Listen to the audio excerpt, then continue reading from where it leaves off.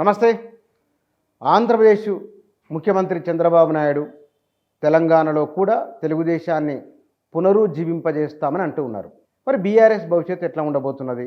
రోజుకో MLA MLC నుంచి ఈ పార్టీ నుంచి వదిలి కాంగ్రెస్లోకి వెళుతూ ఉన్నారు. మరి నిజంగానే కాంగ్రెస్ పార్టీ బలం పెంచుకుంటుందా? తెలంగాణ రాష్ట్ర రాజకీయాలలో జరుగుతున్న ఒకానొక చర్చ, తెలుగుదేశంతో పాటు జరుగుతున్న పరిణామాలు, భవిష్యత్తు ఎట్లా ఉండవచ్చు అనే అంశాలపైన మన రాజకీయాల గురించి మన దగ్గర సామాజిక రాజకీయ విశ్లేషకులు వి ప్రకాష్ గారు ఉన్నారు. వారితో మాట్లాడదాం. సార్ నమస్కారం. నమస్తే పూజాన. చంద్రబాబు నాయుడు తెలుగుదేశాన్ని తెలంగాణలో పునరుజ్జీవింపజేస్తామన్నారు. అది అయ్యే పనేనా? అవుతుందా? అవకాశాలు ఎట్లున్నారు?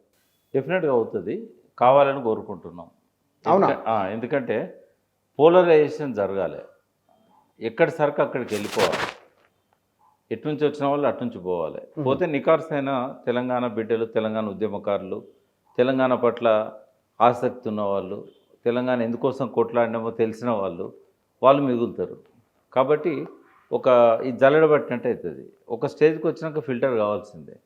కాబట్టి చంద్రబాబు నాయుడు రావడానికి ప్రయత్నం చేస్తున్నట్టుగా మొన్నట ఆయన ప్రసంగం, ఆయనకు ఇక్కడ వాళ్ళ కార్యకర్తలు కానీ ఆయన అనుయాయులు కానీ స్వాగతం పలికిన తీరు, ఇవన్నీ కూడా ఏంటంటే మళ్ళీ ఇక్కడ పార్టీని పునరుద్ధరించే ప్రయత్నం జరుగుతూ ఉంది.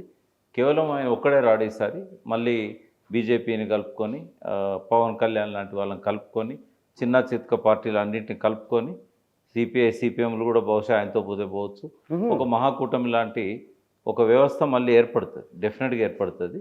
కాంగ్రెస్ ఉంటుంది, బీఆర్ఎస్ ఉంటుంది. ఒకవేళ రేవంత్ రెడ్డి ఇచ్చిన స్ఫూర్తితోని, అంటే ఒక మామూలు వ్యక్తి కూడా రాజకీయాల్లో ఎప్పుడు మంత్రి కాని వ్యక్తి కూడా ముఖ్యమంత్రి కావచ్చు అనే ఒక మెసేజ్ ఇచ్చిండు. కాబట్టి ఇంకా కొంతమంది కొత్త వాళ్ళు పార్టీలు పెట్టుకోవచ్చు, కొద్దిగా జనం బలం ఉన్నవాళ్ళు, ఇట్లాంటి వాళ్ళు పెట్టుకోవచ్చు. బట్ మల్టీ కంటెస్ట్ అనేది, మల్టీ పార్టీస్ మధ్య కంటెస్ట్ అనేది నెక్స్ట్ చూడబోతాం మనం. బట్ ఏది ఏమైనా దానికి ఇంకా టైం ఉంది. ఈ లోపల పోలరైజేషన్ అంతా జరుగుతూ ఉంటుంది. తెలంగాణ ప్రయోజనాలు ఎవరికి ఉంది, ఎంతమందికి నేను మీరు అన్నారు కదా. ఒకవేళ చంద్రబాబు నాయుడు మళ్ళీ రివైవ్ అయితే కనుక, షర్మిల లాంటి వాళ్ళు మళ్ళీ, షర్మిల అంటే అక్కడ వెళ్ళిపోయింది ఆమె, మీరన్న కూటమి ఇక్కడ వస్తే తెలంగాణ ప్రజలు హర్షిస్తారా, స్వాగతిస్తారా? అంటే ఈ తెలంగాణ ప్రజలల్లో అందరూ ఒకటే ముద్దగా లేరు. ఎవరి అనుచరులు వాళ్ళకు ఉన్నారు. ఇప్పటికీ బలైన వర్గాలలో టీడీపీ అనుయాయులు కొంత ఉన్నారు, ఎంతో కొంత 10% కావచ్చు, 12% కావచ్చు, వాళ్ళకు ఉండే పర్సంటేజ్ వాళ్ళకు ఉన్నది. తర్వాత రేవంత్ రెడ్డిని నమ్ముకొని ఆయనంటే కాంగ్రెస్ని గెలిపించడానికి కష్టపడ్డ వాళ్ళంతా ఉన్నారు. తెలుగుదేశం నుంచి వచ్చిన వాళ్ళు అంటారా, కాంగ్రెస్లో ఉన్న రేవంత్ రెడ్డి అనుచరుల? కాంగ్రెస్లో ఉన్నది కాంగ్రెస్ అనుచరులు. రేవంత్ రెడ్డి ముఖ్యమంత్రి అయ్యాడు, బట్ కాంగ్రెస్ పార్టీకి సంబంధించిన వాళ్ళంతా ఉంటారు. అట్లాగే బీఆర్ఎస్ కూడా కరడుగట్టిన బీఆర్ఎస్ కార్యకర్తలు ఉంటారు. ఇవాళ చిన్న పార్టీ ఏం కాదు బీఆర్ఎస్. 60 లక్షల సభ్యత్వంలోంచి కొంతమంది అటు ఇటు నాయకులు పోయినా కూడా ప్రజలలో పెద్దగా మార్పేం లేదు. వెయిట్ అండ్ సీ అన్నట్టుగా చూస్తున్నారు. ఇంకా కింది స్థాయిలో చేరికలు ఇవన్నీ ఏం జరగట్లేదు. రేపు లోకల్ బాడీ సెలక్షన్లు అయినప్పుడు కొంత ఉంటే ఉండొచ్చు అది. బట్ ఏది ఏమైనా కూడా కన్సిడరబుల్ సెక్షన్ బీఆర్ఎస్కి ఉంటుంది. వాస్తవంగా చెప్పాలంటే ఇవాళ బీజేపీ పార్లమెంట్లో ఓటు షేర్ తీసుకున్నా కూడా ప్రజలలో ఇప్పటికీ థర్డ్ పొజిషన్ అది బీజేపీది. ఓట్ల మనకు ఎంపీ సీట్లలో సెకండ్ పొజిషన్ రావచ్చు. ఇది ఎట్లుంటుందంటే 8 మంది ఎమ్మెల్యేలు గెలిచిన పార్టీకి 8 ఎంపీ సీట్లు వస్తాయా? రావు. అయితే కేంద్ర రాజకీయాలు అనేటి పార్లమెంట్ ఎన్నికల్లో ప్రధాన స్థానంలో ఉంటాయి. అక్కడ బలమైన పార్టీలు రెండే, ఒకటి బీజేపీ, ఒకటి కాంగ్రెస్. బీఆర్ఎస్ ఈ రెండిట్లో లేదు. కాబట్టి బీఆర్ఎస్ యొక్క తప్పుడు స్ట్రాటజీ వల్ల బీఆర్ఎస్ ఓట్ బ్యాంక్ అంతా కూడా ఈ రెండు పార్టీలలో ఎటో దిక్కు పోవాల్సి వచ్చింది. ఎక్కువ బీజేపీ పోలరైజ్ అయింది. బట్ అది పార్లమెంట్ ఎన్నికల వరకే. ప్రో మోడీ, యాంటీ మోడీ అనే నినాదంతో ఎన్నికలు జరిగినాయి. కాబట్టి ఆ పోయిన వాళ్ళంతా బీజేపీతో ఉంటారనుకోవడం పొరపాటు. కాబట్టి ఖచ్చితంగా బీఆర్ఎస్ స్ట్రెంత్ బీఆర్ఎస్కి ఉంది. ఐజాన్ టుడే లోకల్ బాడీ సెలక్షన్స్లో కావచ్చు, అసెంబ్లీ స్ట్రెంత్లో కావచ్చు, వాళ్ళది ఒక 35 కంటే తగ్గకుండా ఉంటుంది. 1/3 అయితే ఖచ్చితంగా ఉంది బీఆర్ఎస్కి. కానీ మీరు ఒక మాట అన్నారు, ప్రజలలో అంటే నంబర్లనేమో అది పెద్దగానే ఉంది, ప్రజల్లో 3వ స్థానం ఉన్నారు. 3వ స్థానం బీజేపీ. అది కొంచెం డిఫైన్ చేయండి దీన్ని. ఎట్లా అంటే ఇప్పుడు ఎన్నికలు వచ్చినప్పుడు లోకల్ బాడీస్ ఎన్నికలు వస్తాయి. నువ్వు ఎంత పార్టీ గుర్తు మీద నిలబెట్టినా కూడా స్థానిక కార్యకర్త, స్థానిక నాయకుడే బలం. అక్కడ లోకల్గా అతను ప్రజలకు అందుబాటులో ఉన్నాడా? వాళ్ళకు ఉండేటి రెండే పెద్ద పనులు. ఒకటేమో పోలీస్ స్టేషన్, ఒకటి దవాఖానా. ఈ రెండే ఈ సాధారణంగా ఇవే ఉంటాయి. ఈ రెండిట్లో వాళ్ళు హెల్ప్ చేస్తుండ్రా. కాబట్టి నువ్వు ఒక మంచి వ్యక్తి ఇండిపెండెంట్గా పోటీ చేసినా గెలుస్తాడు లోకల్ బాడీస్లో. పార్లమెంట్కి వచ్చేసరికి నీ ఓటు ప్రతిపక్ష పార్టీకా అధికార పార్టీకా రెండే ఉంటాయి. అయితే కేసీఆర్ ఆ గట్టున లేడు, ఈ గట్టున లేడు, రెండు గట్లలో ఎక్కడ లేడు, ఎటో ఒక గట్టున ఉండాలి కదా. అవును. ఆయన చేసిన తప్పేందంటే ఇండియా కూటమిలో లేడు, ఎన్డీఏ కూటమిలో లేడు. అది రాంగ్ స్ట్రాటజీ. అది ఈయన ఒక్కడికే కాదు, నవీన్ పట్నాయక్ ఈ రెండు కూటమిలలో ఎన్నో లేడు, ఆయన వేండు. జగన్ ఈ రెండు కూటమిలలో దేనిలో జగన్ వేండు. ఈ రెండు కూటమిలో ఉన్న వాళ్ళు చూపెట్టగలిగిన వాళ్ళ పర్ఫార్మెన్స్. నితీష్ కావచ్చు, మమత కావచ్చు, అక్కడ తమిళనాడు స్టాలిన్ కావచ్చు, అఖిలేష్ కావచ్చు, ఒకప్పుడు కుమారస్వామి కావచ్చు, వీళ్ళంతా ఏంటంటే ఒకప్పుడు కేసీఆర్తో వచ్చిన వాళ్ళే. అవును. కానీ వాళ్ళు ఏమనుకుంటుంటే పార్లమెంట్ ఎన్నికలు వచ్చేసరికి మనం ఎటో ఒక దిక్కు లేకపోతే మనం నోవేర్ అవుతాం అనేది వాళ్ళకి అర్థమైంది. కేసీఆర్ కదా అర్థం కాలే. కేసీఆర్ ఒక రాంగ్ స్ట్రాటజీ తీసుకున్నాడు. నేను మొదటి నుంచి కూడా చెప్తూ వచ్చిన, నువ్వు ఏదో ఒకటి వ్యూహంలో నీకు ఎవడో ఒకటి శత్రువు ఉండాలి. నువ్వు ఇద్దరిని శత్రువుగానే పెట్టుకున్నట్టయితే నీ జాతీయ స్థాయి పార్టీ కాదు కదా. పేరు పెట్టుకున్నంత మాత్రం జాతీయ స్థాయి నాయకుడు కాదు కదా.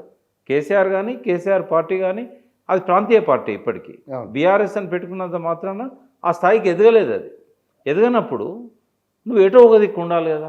అసెంబ్లీలో రుజువు అయిపోయింది, నువ్వు జాతీయ స్థాయిలో ఉండలేవు అనేది అర్థమైంది. అర్థమైనప్పుడు ఏం చేయాల్సి ఉండే, పార్లమెంట్ ఎన్నికల్లో ఏదో ఒక పార్టీతో అలయన్స్ కావాల్సి ఉండే, లేదా వాళ్ళు ఎవరిని అలయన్స్ అడగకపోయినా కూడా తను ఒక స్టాండ్ తీసుకోవాల్సి ఉండే.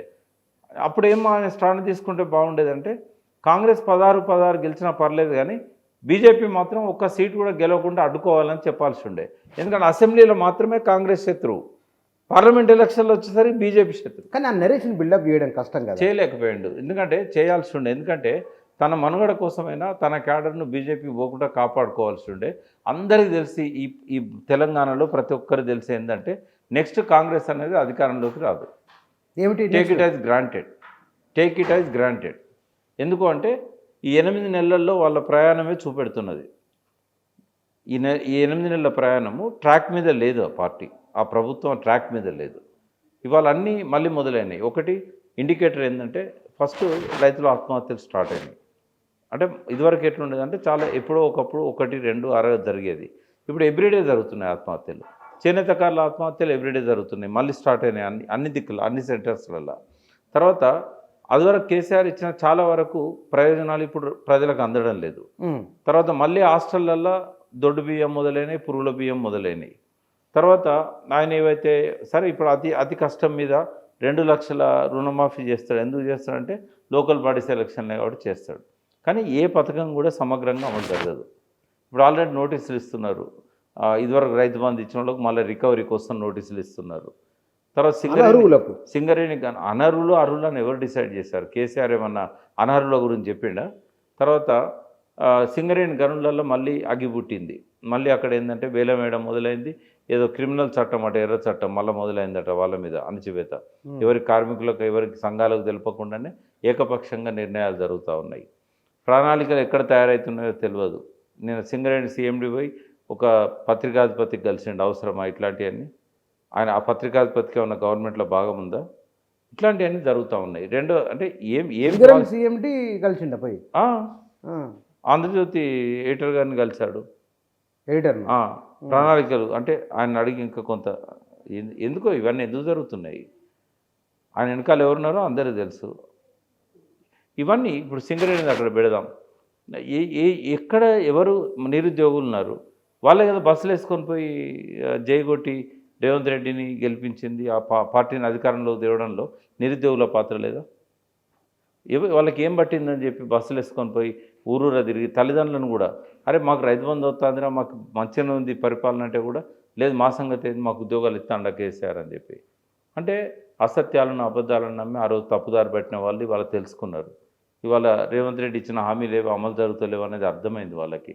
తర్వాత ఈ ప్రభుత్వము ప్రజల గురించి ఆలోచించట్లేదని చెప్పడానికి అతి సామాన్యమైన సాధారణమైన కోరికలు నిరుద్యోగ యువకులై వాళ్ళు ఏమన్నారు, డిఎస్సిని గ్రూప్ 2ను ఒకసారి పెడుతున్నారు, మాకు వ్యవధి కావాలి చదువుకోవడానికి, వాటి సబ్జెక్టులు వేరు వీటి సబ్జెక్టులు వేరు అన్నారు. ఏంది దాన్ని కొంచెం పొడిగించడానికి ఏమన్నా ఇబ్బందా? కిరీటం పడిపోద్దా రేవంత్ రెడ్డిది? రెండవది 50లో ఒక్కరిని కాకుండా 100 మందిలో ఒక్కరిని సెలెక్ట్ చేయండి గ్రూప్ 1 అని చెప్పారు. ఏమన్నా ఇబ్బందా? దీనిలో ఏమన్నా ఆర్థిక సమస్యలనే? రేవంత్ రెడ్డి ఏమన్నంటే ఖజానా ఖాళీ చేసి పెట్టినాడు. మరి ఇందులో ఖజానా ఇన్వాల్వ్మెంట్ లేదు. డిఎస్సిది గ్రూప్ 2 గ్రూప్ 1 కొంచెం ముందుకు జరపడానికి వాళ్ళే అడుగుతాను కదా, నిరుద్యోగులే అడుగుతాను, మాకు ఈ టైం సరిపోతలేదు, కొద్దిగా పోస్ట్పోన్ చేయండి అంటున్నారు. తర్వాత ఏదైతే డిఎస్సి పెట్టిండో మీరు మెగా డిఎస్సి అన్నారు, కేవలం ఒక 5,000 పోస్టులు కలిపి మెగా డిఎస్సి అన్నారు. అదివరకు ఇచ్చిన బీఆర్ఎస్ గవర్నమెంట్ ఇచ్చిన 6,000కు 5,000 కలిపి 11,000 అంటుండ్రు. మీరు 25,000 అని మాట ఇచ్చిండ్రు, కొంచెం పెంచండి అని అంటున్నారు. అంటే ఇవన్నీ ఏమన్నా అసాధ్యమైనయా? పోనీ ఇవన్నీ పక్కకు పెడదాం.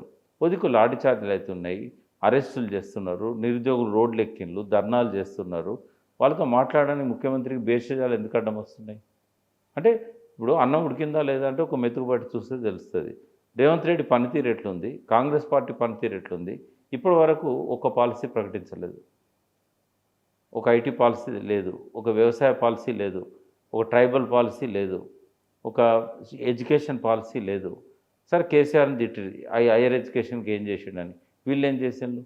వీళ్ళు వైస్ ఛాన్సలర్ని అపాయింట్ చేసిండ్రు ఇప్పటిదాకా. ఎంతకాలం మంది అయిపోయి అన్నీ. ఇప్పుడు ఏ యూనివర్సిటీ చూసినా కూడా స్పెషల్ ఆఫీసరే కదా. గ్రామ ఎలక్షన్స్ పెట్టాల్సింది లోకల్ బాడీస్కు పెట్టలేదు, అన్నిటికీ మళ్ళీ స్పెషల్ ఆఫీసర్సే. ఎక్కడ మంచిగా ఉందండి ఈ పాలన?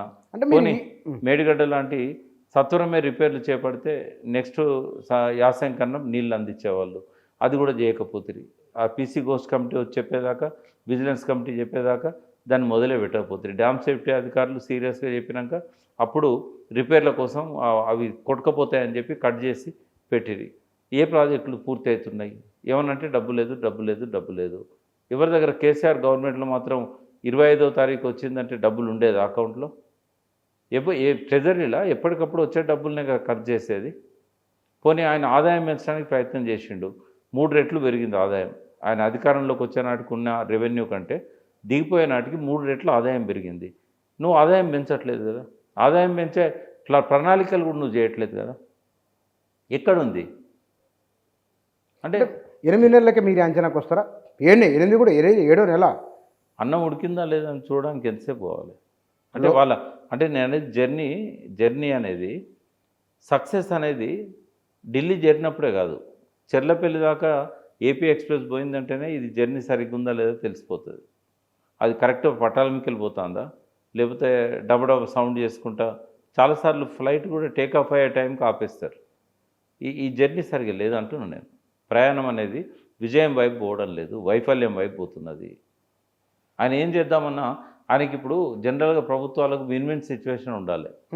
ఇలా విన్ విన్ సిచ్యువేషన్ రేవంత్ రెడ్డికి లేదు, రాదు కూడా. ఎందుకంటే ఆయన ఇచ్చిన హామీలన్నీ నెరవేర్చాలంటే అభివృద్ధి ఆగిపోతుంది, అభివృద్ధి పైన దృష్టి పెట్టాలంటే పెన్షన్లు ఆగిపోతాయి, ఇచ్చిన హామీలు ఆగిపోతాయి. ఎక్కడో ఒకడ ఫెయిల్ కావాల్సిందే ఆయన. డెవలప్మెంట్ ఉంటేనో పెన్షన్లు కానీ హైక్ కానీ ఇవేముండవు, సంక్షేమ పథకాలు గోవింద. ఒకవేళ సంక్షేమ పథకాల మీద దృష్టి పెడితే అభివృద్ధి గోవింద, ఏదో ఒకటి గోవింద. కాబట్టి ఆయన జర్నీ కరెక్టే లేదు. రెండవది లుకలుకలున్నాయి, అందులోనే ఐక్యత లేదు. తర్వాత ఎవరు ఏం నిర్ణయాలు తీసుకుంటారో తెలుస్తలేదు, క్యాబినెట్ యూనిటీ అనేది లేదు, ఒకరినొకరు కాల్బెట్లు ఆడడానికి సిద్ధంగా ఉన్నారు. ఈయనేమో అవన్నీ పక్క పెట్టేసి ఆయన స్ట్రెంత్ చూసుకోవడానికి ఆయన బీఆర్ఎస్ను ఖాళీ చేస్తున్నాడు. ఏంటంటే రేపు నా ఎమ్మెల్యేలకు వెళ్ళి ఫలానా ఆయన 13 మంది తీసుకుపోతాడు, ఫలానా ఆయన 5గురిని తీసుకుపోతాడు, ఫలానా ఆయన బట్టి 7గురు ఉన్నారు, వీళ్ళందరూ పోతే నాకు ఒక 25 మంది కావాలి. 25 మంది కావాలంటే మళ్ళీ నాకు ఉన్నది బీఆర్ఎస్ రిజర్వ్ బ్యాంకు, వాళ్ళ నుంచి తను తీసుకోవాలి. ఆయన చెప్తే ఇంటలేరని చెప్పి చంద్రబాబు నాయుడుతో చెప్పిస్తాడు. చంద్రబాబు నాయుడు పార్టీని వదిలిపెట్టిపోయిన వాళ్ళంతా మళ్ళీ ఈయన చంద్రబాబు నాయుడు చెప్పిండు కాబట్టి మళ్ళీ బ్యాక్ వస్తారు. ఇవన్నీ జరుగుతూ ఉన్నాయి. అంటే మీరు అనేది చాలా సీరియస్ స్టేట్మెంట్లు మీరు ఇచ్చింది. మీరు ఏకధాటిగా ఆగకుండా స్టేట్మెంట్ ఇచ్చారు మీరు. ఒకటి రేవంత్ రెడ్డి వెనుక ఉన్న చంద్రబాబు నాయుడు అని అంటున్నాను మీరు. ఇప్పుడు కాదు అంటే చిన్న పిల్లవాడు కూడా నమ్మడు. ఇక్కడ తెలంగాణలో రేవంత్ రెడ్డి వెనకాల చంద్రబాబు లేకుండానే రేవంత్ రెడ్డి ఆ స్థాయికి ఎదిగిండు అంటే ఆ స్థాయికి చిన్న పిల్లవాడు కూడా నమ్మడు. ఇప్పుడు ప్రభుత్వం అప్పుడు ఎప్పుడు రేపు తెలుగుదేశానికి పూర్వవైభవం రావాలంటే కూడా రేవంత్ రెడ్డి ద్వారానే వస్తుంది. ఇక్కడ ఒక పార్టీ అధ్యక్షుడు, ఆయన పార్టీ అధ్యక్షుడు ఉంటే ఉండొచ్చు, ఆయన ఎన్నడు పుట్టిండు, ఆ పార్టీలో ఎన్నడు పెరిగిండు, ఆయన రూట్స్ ఎక్కన్నాయి. ఏ మనిషి అయినా రూట్స్ని మర్చిపోడు. తనను డెవలప్ చేసిన వ్యక్తిని మర్చిపోడు. ఆయన మూలాలు టీడీపీలో ఉన్నాయి. ఆయన వెనకాల ఉన్న గొప్ప హ్యాండ్ ఎవరిది? చంద్రబాబు నాయుడుది. ఆయన కాంగ్రెస్కి అధ్యక్షుడైన చంద్రబాబు నాయుడే. కాంగ్రెస్లో నుంచే ఆయన కాంగ్రెస్లోకి రావడానికి చంద్రబాబు నాయుడే. ఆయన కాంగ్రెస్లో ముఖ్యమంత్రి స్థాయికి ఎదగడానికి చంద్రబాబు నాయుడు. రేపటి రోజుల్లో మళ్ళీ చంద్రబాబు నాయుడును నిలబెట్టాల్సింది కూడా రేవంత్ రెడ్డి. అంటే మీ ఉద్దేశం తెలుగుదేశం పార్టీ కూడా తెలంగాణలో బతుకుతుందని దానికి కారణం రేవంత్ రెడ్డి అని పరోక్షంగా ఒకవేళ కనుక చంద్రబాబు నాయుడు తెలుగుదేశానికి పూర్వవైభవం తేవాలంటే రేవంత్ రెడ్డి లేకుండా తేలేడు. అది రేవంత్ రెడ్డిని దృష్టిలో పెట్టుకొని ఆయన చాలా నవ్వుకుంటూ సంతోషంగా మళ్ళీ మనకు పూర్వవైభవం వస్తుంది. వాళ్ళిద్దరి లక్ష్యం కేసీఆర్ని కొట్టడమే. కానీ సార్ మీరు ఈ ముఖ్యమంత్రి ఉనక చంద్రబాబు నాయుడు ఉన్నా అనుకుందాం, మరి 7 మండలాలు తిరిగి రాగలవా తెలంగాణకు? 7 మండలాలు ఇవ్వాల్సిన బాధ్యత ఎవరిది? అడిగింది ఎవరు? అసలు 7 మండలాలు ఎవరు అడుగుతున్నారు? చంద్రబాబు నాయుడు అడిగింది ఎవరు? ఇప్పుడు ఎవరు అడుగుతుండ్రు 7 మండలాలు? బీఆర్ఎస్లో డిమాండ్ సాధ్యం కాదు కదా, సాధ్యం కాదు. బీఆర్ఎస్ ఆ డిమాండ్ ఉపసంహరించుకోవాలి. సాధ్యం కాదు. అది రాజ్యాంగంలో అది భాగం అయిపోయింది. ఆ ప్రాంతాన్ని కలిపేశారు. నేను ఇంకోటి కూడా అడుగుతా, వాళ్ళకి లెజిటిమసీ ఉంది ఆ విషయంలో. ఎందుకుందంటే ఆ ప్రాంతం అంతా 1959లో కలిసింది. 56 ఆంధ్రప్రదేశ్ ఏర్పాటు చేసినాడు, అది తెలంగాణలో లేదు. ఒక భద్రాచలం గుడి తప్ప ఏది లేదు. ఓన్లీ గుడి. ఊర్లో భద్రాచలం ఊరు గుడి ఈ మొత్తం తెలంగాణ ఇంతవరకే తెలంగాణకు ఉంది. ఇప్పుడు మనకు అడ్వాంటేజ్ ఏంటంటే ఆ 7 మండలాలు పోతే వేనాయి, కానీ ఇటుపక్క వాజేడు వెంకటాపురం దాకా ఇదివరకు ఆంధ్రలో ఉండేది. తూర్పుగోదావరి జిల్లాలో, పశ్చిమ గోదావరి జిల్లాలో భాగమైన ప్రాంతాలు అవి. అవన్నీ మిగిలినాయి మనకు. కనీసం మీరు విడిపోయిన నాడు ఏది ఉందో గదే తీసుకోండి అంటే మనకు ఆ భద్రాచలం ఊరే మిగిలేది. సమ్మక్క సారక్క బ్యారేజ్ దగ్గర ఉన్న అవతల రోడ్డు కూడా మనకు మిగిలిపోయేది. తాలిపేరు ప్రాజెక్టు మనకు మిగిలిపోయేది. పర్ణశాల మనకు మిగిలిపోయేది. దుమ్ముగూడ మనకు మిగిలిపోయేది. 7 మండలాలు మనం అడగాల్సిన అవసరం కూడా లేదు. ఎందుకంటే అవి పోకుండా ఫస్టే ఆపుకోవాల్సి ఉండే. పోలవరం యొక్క ఎత్తు తగ్గించాల్సి ఉండే. కానీ పోలవరంలో ఉన్న పరిస్థితి ఏంటంటే అక్కడ బ్యారేజ్ నిలబడాలంటే 50 లక్షల క్యూసెక్స్ ఒకటే రోజు పోయేటట్టు ఉండాలి. మరి అది హైట్ తగ్గించుకోవడానికి వాళ్ళు సిద్ధంగా లేనప్పుడు ఏమవుతుంది? ఇప్పుడు మనం ముంపు అధికంగా ఉండకుండా చూసుకోవాలి. 5 గ్రామాలు ఏవైతే ఉన్నాయో భద్రాచలానికి యువతల పక్కన ఉన్నాయి, అవి తెలంగాణకు పోవడానికి, వాజేడు వెంకటాపురం పోవడానికి ఆంధ్రలో నుంచి పోవాల్సిన పరిస్థితి వచ్చింది. కాబట్టి 5 గ్రామాలు మనం అడుగుతున్నాం, జెన్యూన్ అది. బట్ టీఆర్ఎస్ సీరియస్గా డిమాండ్ చేస్తుందని నేను అనుకోవట్లేదు 7 మండలాలు. ఎందుకంటే ఆల్రెడీ అవి ఆర్టికల్ 3లో భాగంగానే ముందు ఆర్డినెన్స్ తీసుకొచ్చారు మోడీ గవర్నమెంట్ 2014లో. తర్వాత దాన్ని రాజ్యాంగంలో భాగం చేసిన తర్వాత మనం మళ్ళీ ఇప్పుడు ఆర్టికల్ 3 ద్వారానే విడగొట్టుకోవాలి ఒకవేళ 7 మండలాలు రావాలి. పెద్ద ప్రాసెస్ అది. ఇంకోటి, పోలవరానికి నీకు అన్ని అనుమతులు ఇచ్చిన తర్వాత 7 మండలాలు నీకు ఎట్లా వచ్చినా కూడా ముంపే ఉంటుంది కదా. ఏం చేసుకుంటాం? మొత్తం ముంపే ఉంటాయి ఆ గ్రామాలన్నీ. 250 గ్రామాలు ముంచి పోలవరం కడుతున్నారు. డీమ్డ్ టు బి యాక్సెప్టెడ్ అని విభజన చట్టంలోనే ఉంది. ఇక మనం తెలంగాణకు వాయిస్ ఎక్కడి దాన్ని అడగడానికి? చాలా విషయాల మీద తెలియక వాళ్ళు మాట్లాడుతుంటారు. ఈ 5 గ్రామాలను తిరిగి వస్తాయి ఇస్తానని చంద్రబాబు నాయుడు అంటున్నాడు కాబట్టి ఇవ్వచ్చు. వాళ్ళకు కూడా పెద్దగా వాటి మీద పట్టింపు లేదు. ఎందుకంటే మొన్న ముంపు గురైనప్పుడు ఆ 5 గ్రామాలలో తెలంగాణ ప్రభుత్వమే ఆ ప్రజలను ఆదుకున్నది. అక్కడ నుంచి ఆంధ్ర ముఖ్యమంత్రి 5 గ్రామాల కోసం రాలే. కాబట్టి ఆ గ్రామాలు వాళ్ళకే హెడేక్ అవుతుంది. ఆ గ్రామాలు పెట్టుకుంటే వాళ్ళకే ఇబ్బంది అవుతుంది. కాబట్టి తెలంగాణకి కూడా రేవంత్ రెడ్డి అడిగిండు, ఆయన ఇస్తా అన్నాడు. సరిపోయింది. కానీ ఇక్కడ 2 రాష్ట్రాల మధ్య సమస్యలు కూర్చొని 3 దశల్లో పరిష్కారం చేసుకుంటూ ఉన్నారు. ఉన్నతాధికారులు, ఆ తర్వాత కింది స్థాయి వాళ్ళు, పై స్థాయి, 3 స్థాయిలు. పోతిరెడ్డిపాడు సమస్య పరిష్కారం అవుతుందా? అలా లేదు. అది ఆ కమిటీలలో పోతిరెడ్డిపాడు లేదు, వాటర్ ఇష్యూస్ లేవు. సింపుల్గా వాటిని మళ్ళొకసారి మాట్లాడుకుందామని విడిపోయినలు. అసలైనవే కాదు కదా. అది సాధ్యం కాదు కదా. ఎందుకంటే రేవంత్ రెడ్డి చంద్రబాబు నాయుడుతో గొడవ పడితే తప్ప తన తెలంగాణ ప్రయోజనాలను కాపాడలేడు. ఆయన గొడవ పడే అవకాశమే లేదు. కాబట్టి పాలమూరు రంగారెడ్డికి కానీ కృష్ణా ప్రాజెక్టులు ఏవైతే ఉన్నాయో పోతిరెడ్డిపాడు ద్వారా జలచౌర్యం జరిగిన నాళ్ళు, రాయలసీమ ఎత్తిపోతుల పథకం అనేది పనులు జరుగుతున్న నాళ్ళు తెలంగాణ గొడ్డలు పెట్టు. అది రేవంత్ రెడ్డి ఆ తెలంగాణ ప్రయోజనాలను కాపాడే అవకాశమే లేదు. కాబట్టి అది ఎజెండాలో కూడా పెట్టుకోలేదు వాళ్ళు కనీసం. అంటే ఒకవేళ నిజంగానే తెలంగాణ ప్రయోజనాల పట్ల రేవంత్ రెడ్డికి పట్టింపు ఉంటే మొన్నటి మీటింగ్లో రాయలసీమ ఎత్తిపోతుల పథకం అనేది జగన్ కృష్ణానదిని మలుపుకోపోవడానికి పెట్టిండు, దాన్ని ఉపసంహరించుకోండి అని చెప్పాల్సి ఉండే. చెప్పలేదు, వాయిదేసిండు. ఇక్కడ ఈయన వాయిదేసిండు, అక్కడ రాత్రిపూట పనులు మొదలై నడుస్తున్నాయి. కనీసం నాగార్జున సాగర్ డ్యామ్ మీదకి తెలంగాణ వాళ్ళు పోయేటట్లేదు. ఇప్పుడు మొత్తం పోలీసులు ఆంధ్ర పోలీసులను పెట్టిండ్రు. మొత్తం కుడి 8 నెలలు అయింది, అంటే అసగం వరకు ఉంటుంది. 8 నెలలు అయింది. మరి కనీసము నాగార్జునసాగర్ డ్యామ్ మీద మన ఇద్దరం సామరస్యంగా మాట్లాడుకుందాము, ఎవరికి ఎన్ని నీళ్ళు కావాలో కేఆర్ఎంబీ చెప్పినట్టు ఇందాము, మీరు విత్డ్రా చేసుకోండి అని అడగాలి కదా రేవంత్ రెడ్డి. అడగలేదు. మూడోది ఏంటంటే కేఆర్ఎంబీకి అప్పచెప్పొద్దని చెప్పి ఆనాడు అసెంబ్లీలో హరీష్ రావు బీఆర్ఎస్ నాయకుల యొక్క ఒత్తిడితోని తీర్మానం పెట్టి ఆ తీర్మానం ప్రకారం కేఆర్ఎంబీకి మేము అప్పచెప్పం ప్రాజెక్టులు అని చెప్పారు. మరి అదే తీర్మానం ఆంధ్ర అసెంబ్లీలో చేయమని చెప్పి చంద్రబాబు నాయుడు అడగచ్చు కదా. అడగలేదు. అంటే ఆంధ్ర తెలంగాణ మధ్య ఉన్న ప్రధాన సమస్య ఇవి చిన్నవి, ఇవి అధికారులు పరిష్కరించాల్సినవి, వాళ్ళు కూర్చొని మాట్లాడుకున్నాయి. ఆ ఇద్దరు ముఖ్యమంత్రుల స్థాయిలో పరిష్కరించాల్సినవి కాదు. అది అధికారుల అలసత్వం వల్లనే వాయిదా పడుతూ వచ్చినాయి. ముఖ్యమంత్రులు గట్టిగా మందలించకపోవడం వల్ల 10 ఏళ్ళు దాటింది. అవి చిన్న సమస్యలు, అవి చట్టమే చెప్పింది ఎట్లా విభజించుకోవాలనో. కాబట్టి వాటి మీద వాళ్ళు కూర్చొని టీ కాఫీలు దాగి విడిపోయిన తప్ప జటిలమైన సమస్యలు ఏవైతే తెలంగాణ ఆంధ్ర మధ్య ఉన్నాయో, ఏవైతే తెలంగాణ వచ్చిన తర్వాత కూడా తెలంగాణ ప్రయోజనాలకు విఘాతం కలుగుతున్నాయో వాటి మీద రేవంత్ రెడ్డి మాట్లాడాలి. మరి రేవంత్ రెడ్డికి ఎవరు చెప్పాలి ఆ సమస్యలు ఉన్నాయని? మీరంటే చెప్పండి. ఆయన పిలిస్తే కదా ఎవరినైనా. ఆయనే ఇప్పుడు ఏ ముఖ్యమంత్రి అయినా తన ముఖ్యమంత్రి కాగానే తనకంతా తెలుసు అనుకుంటారు. ఆయన ఎవరిని అడిగిండు? ఎవరన్నా ఆయన నోటీస్ తీసుకపోయినలా ఈ తెలంగాణ ఆంధ్ర మధ్య ఈ రాయలసీమ ఎత్తిపోతల పథకం ఉంది, దీంతో ఈ సమస్యలు ఉన్నాయని ఎవరన్నా చెప్పారు? ఆయనకి తెలియకపోవడం తప్పు కాదు, బట్ ఆయన తెలుసుకోవాల్సి ఉండే. చంద్రబాబు నాయుడుతో మీటింగ్ కోసము 4 రోజుల ముందు నుంచి ఏర్పాట్లు చేస్తున్నారు కదా. మరి ఇరిగేషన్ వాళ్ళని పిలిచి మనకు తేల్చుకోవాల్సిన సమస్యలు ఏమున్నాయి? ఇవి కాదు కదా, ఇవి చిన్న చిన్న అధికారులు చేసేటి కదా. దానికి శీలాబేడి కమిటీ ఉంది కదా. మీరు తొందరగా ఫలానా డేట్ లోపల రిపోర్ట్ ఇవ్వండి అని చెప్పి మోడీ గారితో చెప్పవచ్చు కదా శీలాబేడి కమిటీకి. దానికోసం ఈ ఎక్సర్సైజ్లన్నీ అవసరమా?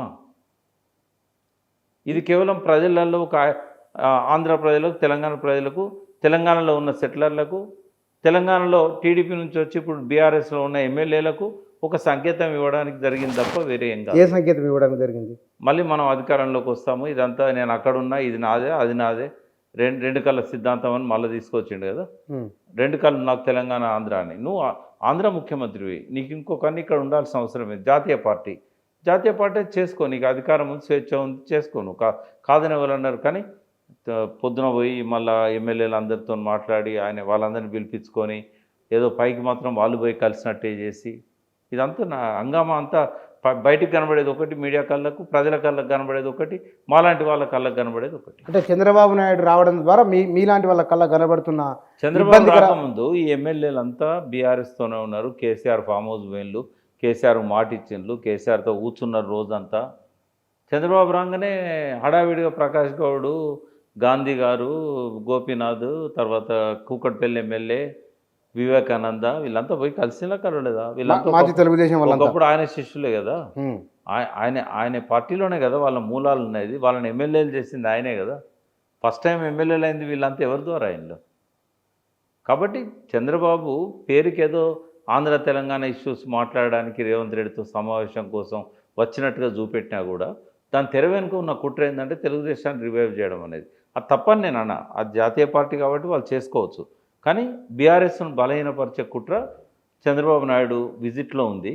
నిజంగానే ఇద్దరు సమావేశంలో డిస్కస్ చేయాల్సింది చేయకుండా కేవలం పై వాటికి పరిమితం కావడం, ఆల్రెడీ ఒక ప్రాసెస్ జరుగుతున్న దాన్ని స్పీడప్ చేయకుండా మళ్ళీ కమిటీలు వేయడం, ఇవన్నీ కూడా ఏంటంటే ఐవాష్. కానీ కదా సార్, మీరు ఎందుకో ఈ ఇంటర్వ్యూలో చాలా క్లియర్ కట్గా ఉన్నారు. నేను ఇప్పుడు స్పష్టంగా ఉంటా బుజ్జన్న. మీరు ఏదన్నా అడగండి, ఎంత జటిలమైందన్నా అడగండి, నేను స్పష్టత ఉంటుంది నాకు. కానీ మనం ఇంతకుముందు 2-3 ఇంటర్వ్యూలలో రేవంత్ రెడ్డి విషయంలో కొంత కన్సర్న్ ఉన్నది. చేస్తాడేమో, చేయడం అవకాశం ఉంది అనే ఆశాభావాన్ని వ్యక్తం చేశారు మీరు. నాకు ఇప్పటికి కూడా ఉంది. ఆయన అర్థం చేసుకోవాలి. ఆయన ఒక డైలాగ్ అన్నాడు ఒక ఇంటర్వ్యూలో, నేను అవసరానికి తగ్గట్టు ఎదుగుతాను అన్నాడు, కానీ ఎదగడం లేదు అని అంటున్నాను. అవసరానికి తగ్గట్టుగా ఎదగాలి కదా. చంద్రబాబుతో నీ భేటీలో నువ్వు కనుక రాయలసీమ ఎత్తిపోతల పథకాన్ని ఆపాలి, నాగార్జునసాగర్ మీద పోలీసులను ఉపసంహరించుకోవాలి, ఆంధ్ర పోలీసులను, తర్వాత పోతిరెడ్డిపాడు ద్వారా కేఆర్ఎంబీ దగ్గర తీసుకున్న నిర్ణయం మేరకే నీళ్ళని తీసుకుపోవాలి, కేఆర్ఎంబీకి ప్రాజెక్టులు అప్పచెప్పకుండా ఆంధ్ర అసెంబ్లీ తీర్మానం చేయాలి, పోలవరం ముంపు సమస్యను బ్యాక్ వాటర్ స్టడీస్ చేసి పరిష్కరించాలి. ఇలా ఒక్కటన్నా పెట్టిండు ఆయనే. నీ కొడంగల్కు నీళ్ళు ఎట్లా తీసుకుపోతావా నువ్వు? రాయలసీమ ఎత్తిపోతల పథకం ఆపకపోతే నీ నియోజకవర్గ ప్రజలకు నువ్వు నీళ్ళు ఇవ్వగలుగుతావా? కేసీఆర్ నిర్మించిన రిజర్వాయర్లు నిండుతాయా ఎప్పటికైనా? కలవకుర్తి నెట్టంపాడు భీమాకు నీళ్ళు వస్తాయా? ఈ అవసరానికి తగ్గట్టుగా ఎదిగే మనస్తత్వమే ఉంటే, ఆయన అన్నదే నిజమైతే ఇవన్నీ ఎందుకు ఎజెండాల భాగం కాలేదు అని నేను అంటున్నా. కానీ రేవంత్ రెడ్డి ఏ అంశాలను సవరించుకుంటే, ఏ అంశాలను గుర్తిస్తే, మీరు డౌన్ఫాల్ అన్నారు కదా, ఢిల్లీకి పోయే ట్రైన్ సరిగా ఉందా లేదా అని చెప్పారు కదా, అంటే దీన్ని గమనం చూస్తే లక్ష్యాన్ని చేరుకోదు, ఇది వైఫల్యం అని మీరు అన్నారు కదా. లాస్ట్ టైం మనం మాట్లాడిన దానికి ఇప్పటికి మధ్యలో ఈ 15 రోజుల్లో చాలా సీరియస్ పరిణామాలు జరుగుతున్నాయి. ఈ 15 రోజులలో ఆయన వర్కింగ్ స్టైల్ కానీ, ఆయన ఆలోచనలు కానీ, ఆయన హ్యాండిల్ చేస్తున్న పద్ధతి చూస్తే ఫెయిల్యూర్ వైపు పోతున్నాడు అనేది ఈ 15 రోజుల్లో నాకు వచ్చిన అభిప్రాయం. అంతకుముందు కొద్దిగా హోప్ ఉండే, అవసరానికి తగ్గట్టు ఎదుగుతాడు. ఇప్పుడు ఆయనే అశోక్ నగర్ పోయి రాహుల్ గాంధీని తీసుకుపోయి నిరుద్యోగులతో మీటింగ్ పెట్టిన వ్యక్తి, వాళ్ళు వచ్చి 10 సార్లు ఇంటి తలుపు తట్టినా కూడా అపాయింట్మెంట్ ఇవ్వకుండా, మాట్లాడకుండా, ఇది ఎక్స్పెక్ట్ చేయలేదు నేను. ఖచ్చితంగా ఆయన అందరికీ అందుబాటులో ఉంటాడని అనుకున్నాం. నువ్వు జ్యోతిబా పూలే పేరు పెట్టి ప్రజాభవన్ అని పెట్టినావు కదా, ఎన్నిసార్లు ప్రజలను కలిసినావు అక్కడ? చంద్రబాబును కలవడానికి పోయినవాడికి, ప్రజలను కలవడానికి మొదటి రోజు పోయినావు, మళ్ళీ ఎన్నడన్నా ప్రజలను కలిసినావా? అశాంతితో ఉన్న వాళ్ళని కలిసినావా? పోనీ నువ్వు అదానికో ఇంకోవరకో బొగ్గు గన్లను వేలం వేయాలనుకున్నప్పుడు ట్రేడ్ యూనియన్ నాయకులను పిలిచి మాట్లాడినావా సింగరేణిలో? అంటే అక్కడ కేంద్ర ప్రభుత్వం కానీ, ఇక్కడ రాష్ట్ర ప్రభుత్వం కానీ, ఆ స్టేక్ హోల్డర్స్ అంటాం మనం, లబ్ధిదారులకు సంబంధం లేకుండా నిర్ణయాలు జరిగిపోతూ ఉన్నాయి. నీ పబ్లిక్ సర్వీస్ కమిషను ఏదైనా డేట్స్ పెట్టేటప్పుడు ఇంకా వేరే ఏమైనా క్లాష్ అవుతున్నాయని చూడాల్సిన అవసరం లేదా? డిఎస్సి డేట్స్ ఎప్పుడున్నాయి, public service commission exams dates ఎప్పుడున్నాయి చూడాల్సిన అవసరం లేదా? ఆటలు ఆడుకుంటానా నిరుద్యోగులతోని?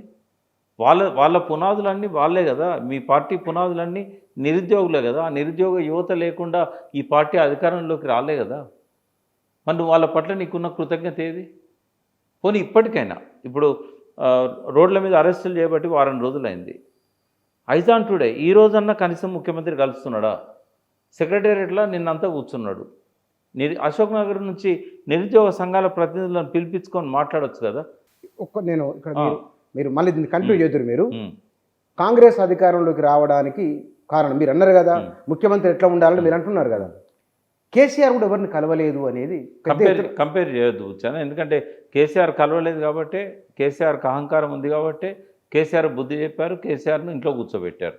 నువ్వు నేర్చుకోవాల్సిన గుణపాఠం ఏంది? కేసీఆర్ లాగా ఉండాలనుకుంటాను. కేసీఆర్ చేసిన తప్పులన్నీ రేవంత్ రెడ్డి రిపీట్ చేస్తున్నాడు. కేసీఆర్ ఇప్పుడు సరే ఈ వలసలను ప్రోత్సహించింది కాంగ్రెస్ పార్టీలో మొట్టమొదటిసారి రాజశేఖర రెడ్డి. గెలిచిన 26 మంది టీఆర్ఎస్ వాళ్ళల్లో 10 మందిని తీసుకుపోయాడు. అక్కడి నుంచే ఫిరాయింపులు మొదలైనవి. రేవంత్ రెడ్డి స్వయంగా చంద్రబాబు నాయుడు చేతిలో ఫిరాయింపులను ప్రోత్సహించడానికి రెడీ హ్యాండెడ్గా పట్టుబడ్డాడు. నేను అనేది ఒకరినొకరు కంపేర్ చేయాల్సిన అవసరం లేకుండా, ఇప్పుడు తన తప్పుల నుంచి గుణపాఠాలు తీసుకునేవాడు విఘ్నుడు, ఎదుటివారి తప్పుల నుంచి గుణపాఠాలు తీసుకునేవాడు తెలివి కల్లవాడు. ఇంకా విఘ్నుడి కంటే ఇంకా కొంచెం ఎక్కువ, ఎందుకంటే తను తప్పు చేయాల్సిన అవసరం లేకుండా ఎదుటివారి తప్పుల్లో నుంచి గుణపాఠాలు తీసుకున్నాడు. రేవంత్ రెడ్డి కనుక ఆ రకమైన వ్యక్తి కావాలనుకున్నట్టయితే కేసీఆర్ ఏం చేసిండో అది చేయొద్దు. కేసీఆర్ ఏం చేసిండు?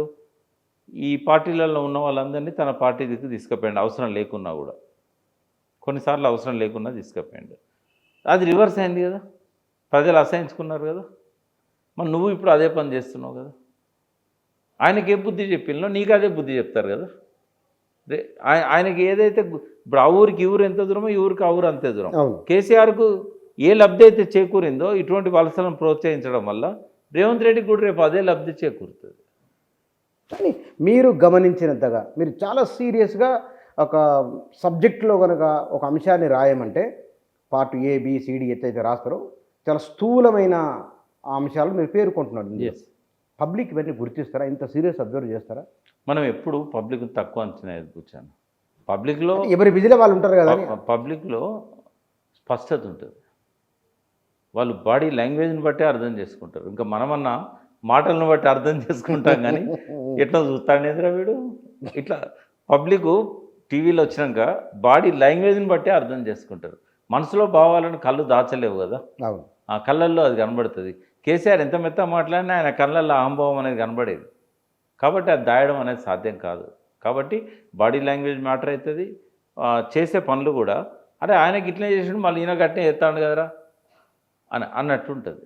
ఆయన ధర్నా చేయలేదు, ధర్నా చేస్తే అరెస్ట్ చేస్తాడు, అట్లా మాట్లాడుకుంటారు వాళ్ళు. కాబట్టి రేవంత్ రెడ్డి 2 పనులు చేయాలి. ఒకవేళ ఆయన ఇప్పటికి కూడా ఆయనకు అవకాశం ఉంది. ఎందుకంటే ఇంకో 2 సంవత్సరాలు 3 సంవత్సరాలు 5 సంవత్సరాలు ఉండాలని అనుకుంటుండు.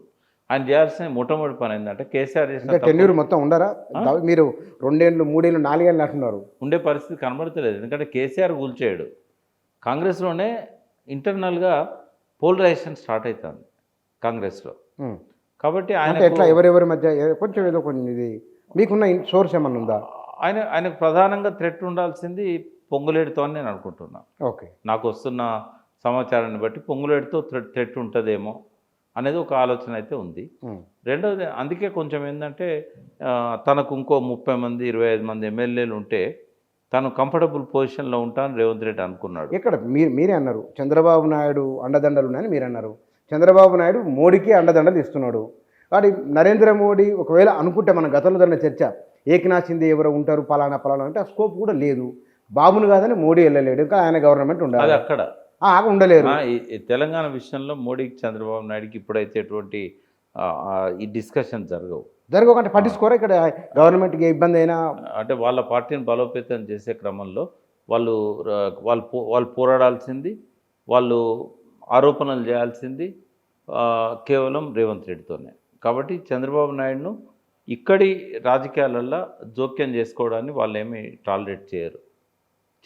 వాళ్ళు మోడీకిను రేవంత్ రెడ్డికి మధ్యలో ఒకవేళ సంఘర్షణ అనేది మొదలైనట్టయితే అప్పుడు విషమ పరీక్ష చంద్రబాబుకి ఎదురవుతుంది. రేవంత్ రెడ్డిని డిఫెండ్ చేయడానికి ఆయన మోడీ దగ్గర సహాయం కోసం ప్రయత్నం చేస్తాడు. కానీ పార్టీ బలాబలాలు పెంచుకోవడం విషయంలో రేవంత్ రెడ్డి చంద్రబాబుకి హెల్ప్ చేస్తాడు కానీ మోడీకి హెల్ప్ చేయడు. మోడీ కూడా ఎక్కడ కాంప్రమైజ్ కాకుండా బీజేపీ బలాన్ని పెంచుకోవడానికి ప్రయత్నం చేస్తాడు. ఇక్కడ రాబోయే రోజుల్లో అధికారంలోకి రావడానికి ఎక్కువగా ప్రయత్నం చేసే పార్టీ బీజేపీ. అవును. కాబట్టి ఆ విషయంలో మాత్రం స్పష్టత ఉండాల్సిన అవసరం ఉంది.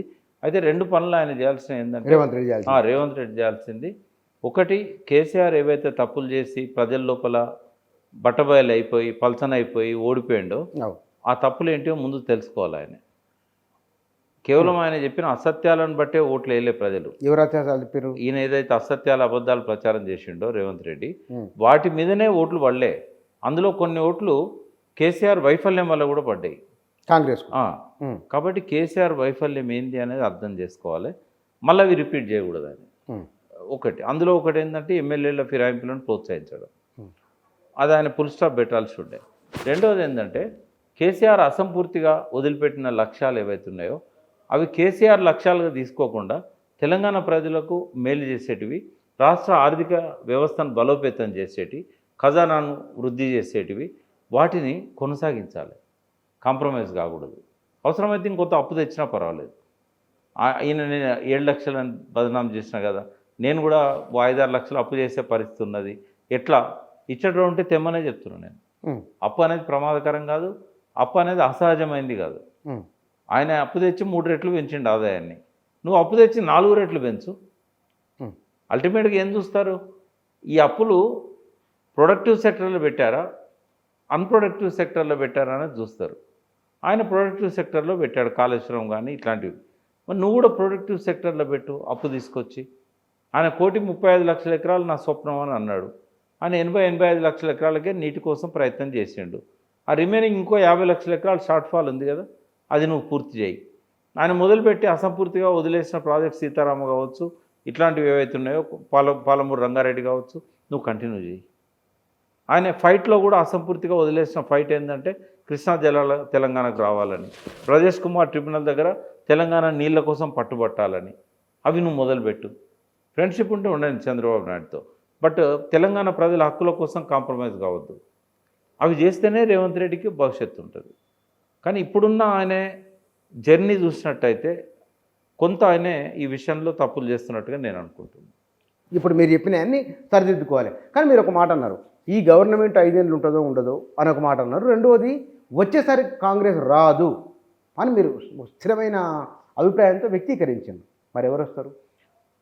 ఇక్కడ ఆప్షన్స్ ఎట్లుంటాయంటే మనకి కేసీఆర్ కనుక తన లోపల వ్యక్తిగతంగా మార్పు వచ్చి ఆ మార్పు తనకు మాత్రమే తెలిసిన మార్పు కాకుండా మీడియా, ప్రజలు, విశ్లేషకులు అందరూ కూడా అవును కేసీఆర్లో మార్పు వచ్చింది అని అనుకునే స్థాయిలో ఆ మార్పు ఉన్నట్టయితే మళ్ళీ కేసీఆరే ఆ పార్టీని పట్టాల మీదకి ఎక్కిస్తాడు, అధికారంలోకి తేగలుగుతాడు. ఒకవేళ ఆయన లోపల ఆ మార్పు రవంత కూడా రాలేదు, ఆయన లోపల ఏమీ తేడా కనబడట్లేదు, ఇంకా అదే కొనసాగుతూ ఉంది అని ప్రజలు అనుకున్నప్పుడు ఇంకొక ఆల్టర్నేటివ్ స్పేస్ అయితే ఉంది తెలంగాణలో. ఇంకో కొత్త రాజకీయ పార్టీకి మాత్రం ఖచ్చితంగా ఒక స్పేస్ ఉంది అక్కడ. బీజేపీ ఆ స్థాయిలో ఎదుగుతుందని నేనైతే అనుకోవట్లేదు. ఎందుకంటే తెలంగాణ ప్రజల రక్తంలోనే ఒక ఆ రెవల్యూషనరీ కల్చర్ ఉంటుంది. ఈ కేవలము అయోధ్య పేరు చెప్తేనో, హిందూ మతం పేరు చెప్తేనో, అవకాశవాదం ఉన్నవాళ్ళు ఏది చెప్పకపోయినా మోడీతో పోతారు. కానీ సాధారణ ప్రజలు కానీ, కార్యకర్తలు కానీ, అవకాశాల కోసం వెతుకుతున్న వాళ్ళు కానీ, వాళ్ళు ఈ తెలంగాణ కల్చర్ వేరు. ఈ కల్చర్లో ఎప్పటికి కూడా బీజేపీకి అధికారంలోకి రాగలిగేంత శక్తి నియర్ ఫ్యూచర్లో ఉంటుందని నేను అనుకోవట్లేదు.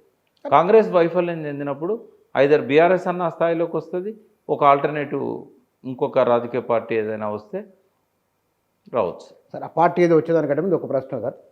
మీరు మొన్న మనం మాట్లాడినప్పుడు 4 రోజుల కింద మనం మాట్లాడుకున్నప్పుడు తెలంగాణలో గద్ద ఎగిరిందంటే ఎద్దు ఎగిరింది అనే తయారైన జనాలు ఎందుకుంటో వెర్రి ఆవేశం ఉంటుంది అని కొంతమంది అన్నారు.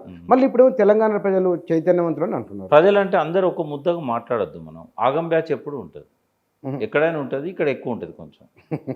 ఈ ఆగం బ్యాచ్ అప్పుడు కూడా ఉంటుంది. కానీ మెజారిటీ ప్రజలను మనం చూసినప్పుడు వాళ్ళ ఆలోచనలల్లో ఇవన్నీ ఉంటాయి నేను చెప్పినాయి. ఒక 10%, 5% యాగం బ్యాచ్ ఎప్పుడు ఉంటుంది. వాళ్ళతో పెద్ద ఫరక్ పడేది ఏముండదు. వాళ్ళు కొంచెం అలచల్ చేస్తారు కానీ ప్రజల మీద పెద్దగా ప్రభావం ఉండదు వాళ్ళది. మొన్న కూడా నిరుద్యోగులు పోయిన్లు కాబట్టే గ్రామాన ఆ చేంజ్ కనబడ్డది మనకు. నిరుద్యోగులు అనేవాళ్ళు కనుక వాళ్ళ పరీక్షల కోసం ప్రిపేర్ అవ్వకుండా ఇక్కడనే ఉండుంటే అశోక్ నగర్లో, అమీర్పేటలో వాళ్ళ పనులలో వాళ్ళు ఉండుంటే గవర్నమెంట్ పోతుందని నేను అనుకోలేదు ఎప్పుడు. వాళ్ళు ఒక క్రియేటివ్ రోల్ ప్లే చేశారు. వాళ్ళది ఇంపార్టెంట్ రోల్ అది. కాబట్టి అది ఓటమికి వన్ ఆఫ్ ది మేజర్ రీజన్స్లలో. అంటే ఇటు సబ్జెక్టుగా చూస్తేనేమో కేసీఆర్ వ్యవహారము, ఆయన ఎమ్మెల్యేలకు మళ్ళీ టికెట్లు ఇవ్వడం కొంతమందికి, ఇది సబ్జెక్టివ్. ఆబ్జెక్టివ్గా చూసినప్పుడు ఏంటంటే మేడిగడ్డది ఒకటి కావచ్చు, రెండవది నిరుద్యోగులది కావచ్చు, ఇవి కొంచెం ఇంపార్టెంట్ ఫ్యాక్టర్స్ అయితే. ఒకవేళ మీరు ఇందాక ఒక మాట అన్నారు, ప్రాంతీయ పార్టీ మరొకటి రావచ్చు అని. బహుశా మీకున్న ఒక ఆలోచన ఉంటుంది కదా, ఏ సామాజిక వర్గం నుంచి లేదా ఏ నాయకుడు ఎట్లా రావచ్చు అని చెప్పి వచ్చే ఒకవేళ కొత్త రాజకీయ పార్టీ కనుక వస్తే బీసీల యొక్క వెన్నుదన్నుతో వస్తుంది బహుశా. ఎందుకంటే ఏ పార్టీ కూడా వాళ్ళని పట్టించుకోవట్లేదు ఇప్పుడున్న పార్టీలలో. కేవలము బీసీ ముఖ్యమంత్రి ఇస్తా అనడం వరకే బీజేపీ పరిమితమైంది. కానీ ముఖ్యమంత్రి కాగలిగిన క్యాండిడేటు ఆ పార్టీని పట్టాల మీదకి ఎక్కిస్తున్న క్రమంలో అతన్ని తొలగించారు, బండి సంజయ్. దాంతోనే బీసీలకు ఆ పార్టీ మీద ఒక మేజర్ సెక్షన్కు నమ్మకం పోయింది. ఎవరైతే బండి సంజయ్కి వెనకాల ఉన్నారో, అంటే బండి సంజయ్ ఊరూరా పాదయాత్ర చేసినప్పుడు కేవలం బీజేపీలే కాదు కదా ఆయనను పైకి లేపింది, అక్కడ ఉన్న ఆయన సామాజిక వర్గమే ప్రధానంగా ఉంది. మేమందరం చెప్పినా కూడా వినలేదు వాళ్ళు. విప్లవకారులలో పనిచేసిన వాళ్ళు ఉన్నారు ఈ సామాజిక వర్గంలో. ఏ రాజకీయ పార్టీలో సంబంధం లేకుండా కేవలం కుల సంఘాలు పెట్టుకొని ఉన్న వాళ్ళు ఉన్నారు. అందరూ కూడా మన కులానికి ఒక అధ్యక్ష పదవి వచ్చింది, పార్టీ అధ్యక్షునిగా ఉండే అవకాశం వచ్చింది. రేపు ఆయనను బలోపేతం చేస్తే ముఖ్యమంత్రి కూడా కావచ్చు. అంత ఎదిగిన వాళ్ళు ఎవరు లేరు మన దానిలో. ఏ పార్టీలో అధ్యక్ష పదవి ఇప్పటివరకు మనోళ్ళకి ఇవ్వలేదు అనే ఆ కుల తత్వం అనేది ఏదైతే ఉందో అది బండి సంజయ్కి ప్రతి ఊళ్ళో స్వాగతం పలికింది. వాళ్ళను ఆత్మీయునిగా గుండెలకు హత్తుకున్నారు. కాబట్టి ఆ వర్గాలు దూరమైనవి బీజేపీకి. మొన్న ఎన్నికల కోసం మళ్ళీ వాళ్ళని గెలిపించుకోవడానికి దగ్గర కావచ్చు, కానీ శాశ్వతంగా వాళ్ళు దూరమైనలు. అటువంటి సెక్షన్ని కనుక ఏ నాయకుడు పోగు చేసుకోగలిగితే, ప్రధానంగా బీసీలలో ఒక 5 కులాలు ఉంటాయి, మేజర్ కులాలు: మున్నూరు కాపు, ముదిరాజు, గౌడు, పద్మశాలి, యాదవ్. ఈ 5 కులాలను ఎవరైతే వెనుదన్నుగా పెట్టుకోగలుగుతారో వాళ్ళు నెక్స్ట్ అధికారంలోకి వస్తారు. మీరు ఒక స్పేస్, ఒక చర్చకు ఆస్కారం ఇచ్చే తెలంగాణలో అసెంబ్లీ ఎన్నికలు ఇంకా 4.5 నెలలు 4 ఏళ్ళు ఉన్నది. ఇప్పుడు మీరు కొత్త రాజకీయ పార్టీ ప్రతిపాదన తీసుకొని వస్తున్నారు. బహుశా దాని వెనుక మీరే ఉన్నారా? లేదు, ఏమన్నా ఆలోచన నేను యాక్టివ్ రోల్ ప్లే చేయాలనుకోవట్లేదు పాలిటిక్స్. నిజంగానే ఒక వయసు ఇంకో 30 ఏళ్ళు యాక్టివ్ లైఫ్ నాకు ఉంటే నేను ఉండేవాన్నేమో. బట్ నేను అనేది ఏంటంటే అట్లా ఎవరు ప్రయత్నం చేసినా నేను వాళ్ళకి సపోర్ట్గా ఉంటాను. ఒకవేళ కనుక ఎవరైనా బీసీ వర్గాలన్నింటినీ, ఎందుకంటే జయశంకర్ గారి డ్రీమ్ అది, ఆయన చనిపోయే ముందు కూడా అన్నాడు, తెలంగాణ వస్తుంది నాకేం అనుమానం లేదు, కానీ అణగారిన వర్గాలకు న్యాయం జరగాలి తెలంగాణలో. ఏ వర్గాలకైతే రాజకీయాల్లో కానీ ఆర్థికంగా కానీ లబ్ధి చేకూరడం లేదో వాళ్ళకు లబ్ధి చేకూరాలి. తెలంగాణలో చేకూరకపోతే భారతదేశంలో ఇంకా ఏ రాష్ట్రంలో కూడా చేకూరదు. అణగారిన వర్గాలకు వాటా రావాలనేది నా ఆకాంక్ష అని మీరంతా దానికోసం పనిచేయాలని కూడా చెప్పాడు ఆయన ఒడవని ముచ్చట్లో కూడా చెప్పాడు అన్నమాట. నేనేమంటున్నా అంటే అణగారిన వర్గాల తరఫున ఏ నాయకత్వం వచ్చినా బలపరచడానికి సిద్ధంగా ఉన్నాను. ఒకవేళ మీ అంచనా ప్రకారం ఇవాళ జిల్లాను లేకపోతే ఒక నాయకులు 5-6 మంది మీ మనసులో ఉంటారు కదా, ఫలానా వాళ్ళు వీళ్ళైతే మీకు ఇప్పుడు టూ ఎర్లీ కదా. అంటే ఇప్పుడు ఒకటి ఏమైందంటే ఇది మంచిదే చెడ్డదని నేను అన్నా. రేవంత్ రెడ్డి ముఖ్యమంత్రి కాగానే చాలామంది లోపల మేమెందుకు ముఖ్యమంత్రిలో కాలేము అనే ఒక ఆకాంక్ష బయలుదేరింది.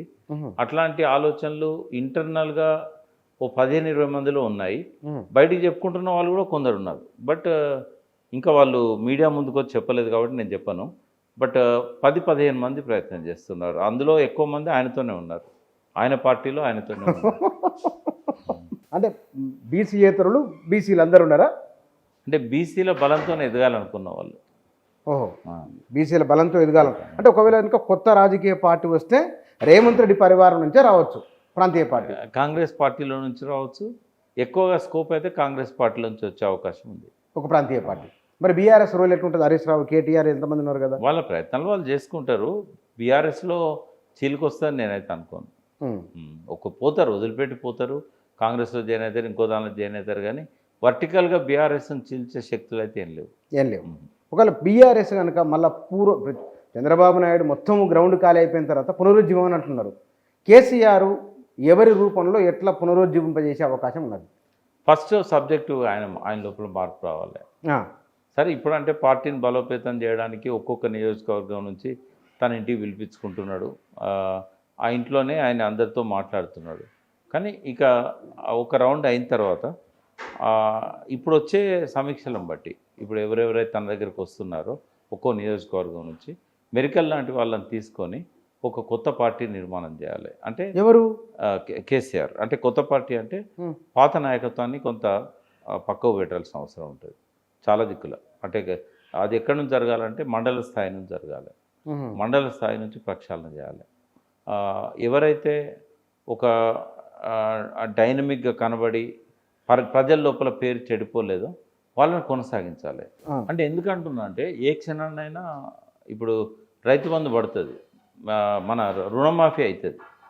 రుణమాఫీ జరగడానికి ఎక్కువ రోజులు కూడా పట్టదు, హార్డ్లీ ఒక 1 month. 15 ఆగస్టు లోపు అన్నాడు కాబట్టి చేస్తాడు ఆయన. ఎందుకంటే అన్ని పక్క పెట్టి కూడా చేస్తాడు. ఎందుకు చేస్తాడు అంటే గ్రామీణ స్థాయి నుంచి పార్టీని, కాంగ్రెస్ పార్టీని బలోపేతం చేయాలంటే చేయాలి అది. అయితే వీళ్ళు కూడా ఏం చేయాలంటే రేపు ఏ క్షణానైనా కోడ్ రావచ్చు, మళ్ళీ ఎలక్షన్ రావచ్చు. కాబట్టి ఇది రైట్ టైం, పార్టీని ప్రక్షాళన చేయడానికి రైట్ టైం. రోజుకొక కాన్స్టిట్యున్సీ అంటే 100 రోజులు కావాలి. ఇదో టైం వేస్ట్ కార్యక్రమం కేసీఆర్కి. దాని బదులు నేను కూడా వాళ్ళకు ఒక సూచన చేశాను. దాని బదులు కనుక ఆయన బస్ యాత్ర పెట్టుకొని రోజుకొక 4 కాన్స్టిట్యున్సీలు పెట్టుకోగలిగితే, నైట్ పడుకోవడం ఒక దగ్గర, బ్రేక్ఫాస్ట్ ఒక దగ్గర, లంచ్ ఒక దగ్గర, సాయంత్రం 4 గంటలకు ఇంకో దగ్గర, ఇట్లా రోజుకో 4 నియోజకవర్గాలు తిరిగి ఉంటే ఒక 20-25 రోజులలో మొత్తం అయిపోయేది. రోడ్ షో లాగా చేసినా కూడా ఆ రోడ్ షో చేసే క్రమంలో ఎవరెవరు ఇంపార్టెంట్ కార్యకర్తలు ఎవరెవరు వస్తున్నారు, ఎవరెవరిని మనం పికప్ చేసుకోవాలి, డెస్టినేషన్లోనే అక్కడి నుంచి ఇక్కడ పోయే లోపల కొంత ఒక అంచనాకు రాగలిగి ఉంటే మనకు టైం సరిపోయేది.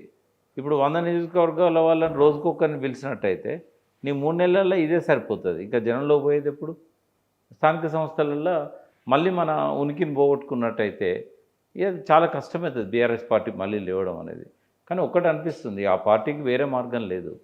ఇప్పుడు బీఆర్ఎస్ బలము రాను పెరుగుతుంది అని చెప్పడానికి ఒక ఉదాహరణ ఏంటంటే, వైఫల్యాలే, శత్రువు వైఫల్యాలే మన విజయంగా భావించాలి. ఇక్కడ ఏంటంటే సపోజ్ బీఆర్ఎస్కు శత్రువు కాంగ్రెస్లో వస్తున్న వైఫల్యాలు బీఆర్ఎస్కు బలం. ఎమ్మెల్యేలు ఎంతమంది పోతారు, ఎమ్మెల్సీలు ఎంతమంది పోతారు అనేది బలం కాదు. అది కేవలం శాసనసభలో బలం, శాసన మండలిలో బలం. బట్ రేపటి రోజు అధికారంలోకి రావాలంటే నిజమైన బలాన్ని సంతరించుకోవడం అనేది ఎమ్మెల్యేలు పోయినంత మాత్రాన బలహీనమైనట్టు కాదు. వాళ్ళు ఉన్నా కేసీఆర్ ముఖ్యమంత్రి కాడు. ఇప్పుడు వాళ్ళు పోతే ఏమవుతుంది, మా అంటే ప్రతిపక్ష స్థానం పోతుంది. 30 మంది ఉన్నా 3 ఉన్నా అంతే కదా. అధికారంలోకి ఆ బలం రానప్పుడు ఎంతమంది పోతే ఏమవుతుంది.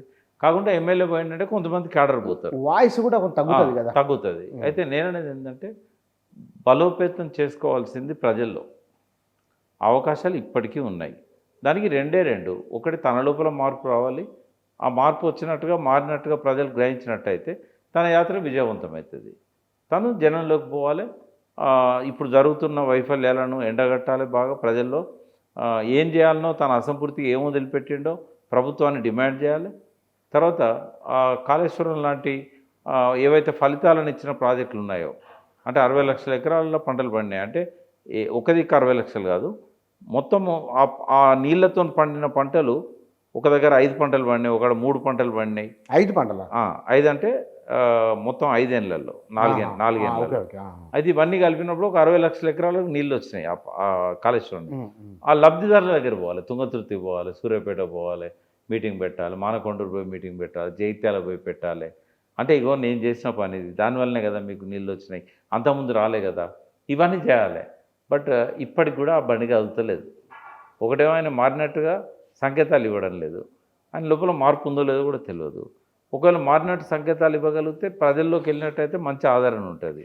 బట్ అదంతా చేయకుండా జస్ట్ కూర్చొని నేను వస్తా అధికారంలో కంటే వచ్చే అవకాశాలు ఉండవు.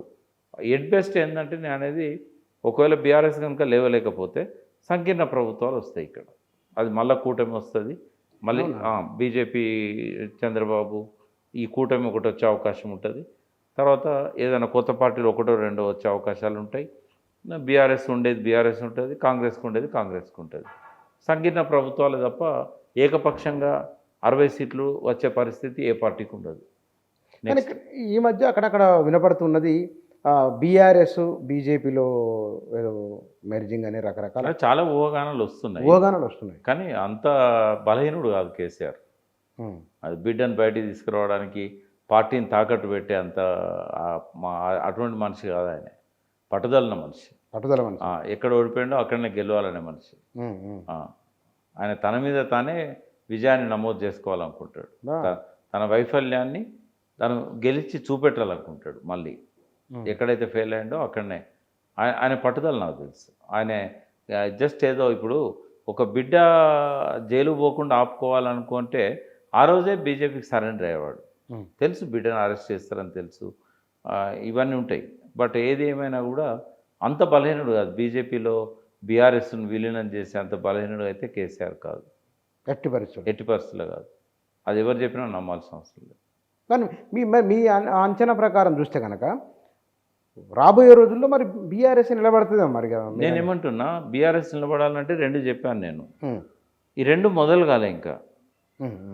ఆయన లోపల మార్పు వస్తున్నట్టుగా ఎటువంటి సంకేతాలు ఇప్పటివరకు స్టార్ట్ కాలే. ఆయన అనుకుంటుండొచ్చు, రియలైజ్ అవుతుండొచ్చు, జరిగిన దానికి మారాలని అనుకుంటుండొచ్చు.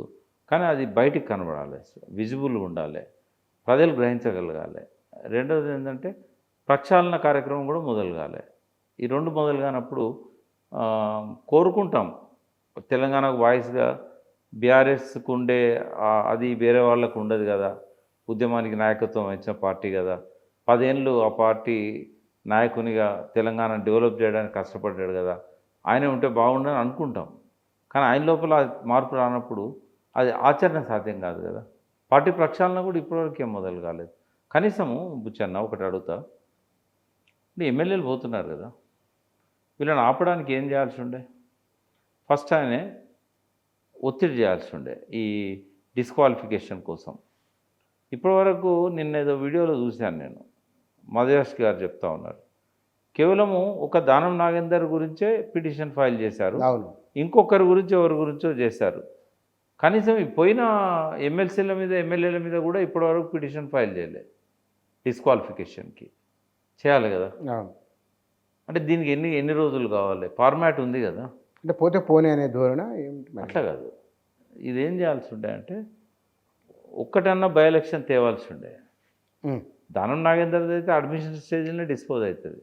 ఉమ్, ఎందుకంటే ఆయన ఎమ్మెల్యే ఈ పార్టీ నుంచి గెలిచిండు, ఎంపీగా ఆ పార్టీకి నామినేషన్ వేసిండు. అవును. దానికి విచారణ అవసరమా? అసలు ఎలక్షన్ కమిషనే చేయాలి ఆ పని, డిస్క్వాలిఫై చేయాలి ఏకపక్షంగా. ఉమ్, దానికి ఎవరు అప్లికేషన్ కూడా అక్కర్లేదు, సోమోటో తీసుకొని చేయాలి. ఉహు, ఎప్పుడైతే ఆయన నామినేషన్ వేసిండో ఉమ్, సోమోటో తీసుకొని చేయాలి. ఇప్పుడు 2 ఎలక్షన్ కమిషన్ దానిలో ఉన్నాయి కదా. ఏమని? ఒక పార్టీ నుంచి ఎమ్మెల్యే గెలిచిండు బీఫామ్ మీద, ఇంకో పార్టీ నుంచి బీఫామ్ తీసుకున్నాడు ఎంపీకి. దానికి ఏ ప్రూఫ్ కావాలి ఎలక్షన్ కమిషన్కి? మరి ఎందుకు చేయలేదు? మేనేజ్ చేశారు. ఉమ్, ఎలక్షన్ కమిషన్ అయితే సీరియస్గా తీసుకోవాలి కదా, తీసుకోవాలి. సుమోటో చేయాలి. ఉమ్, చేస్తే బై ఎలక్షన్ వస్తుంది కదా. ఉమ్, ఒకవేళ వాళ్ళు చేయలేదు, నువ్వు కోర్టులో దాన్ని స్పీడప్ చేసి బై ఎలక్షన్ తీసుకురావాలి. ఉమ్, ఒక బై ఎలక్షన్లో కనుక ప్రజలు ఆయన ఓడించిండ్రు అనుకో, ఇంకెవడు పోడు కదా పార్టీ వదిలిపెట్టి. ఉమ్, ఉమ్, ఎమ్మెల్యేలు ఎవరు? పోరు కదా, ఉమ్, పోతలేదు. అంటే సామధాన భేద దండోపాయాలు ఈ 4 ఉపయోగించాలి. మహాభారతమే చెప్పింది కదా. ఉమ్, ఈ 4 ఏది ఉపయోగిస్తలేదు. ఏది ఉపయోగించుకున్నప్పుడు నువ్వు శక్తిహీనుని కదా, నీకే శక్తి లేదా.